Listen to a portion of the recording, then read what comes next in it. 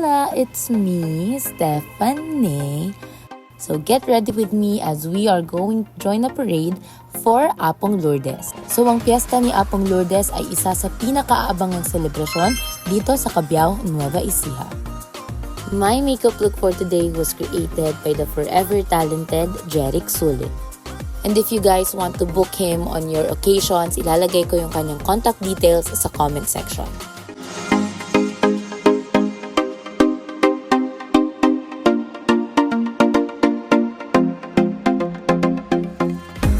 On to the parade proper, I was so excited dahil ito ay unang-unang beses kong pumarada para kay Apong Lourdes. Special thanks to Team Amaze for making this possible. Thank you so much. All throughout the parade, I was having so much fun. I saw so many people and at the same time yung mga deboto na talagang nag-aati-atihan, nagsasayaw at nagdarasal para sa aming miraculous Mary na si Apong Lourdes. This feast is annually celebrated at Barangay Maligaya but at the same time, lahat ng Cabiaoeños ay pumupunta dito pati ang mga kalapit-bayan.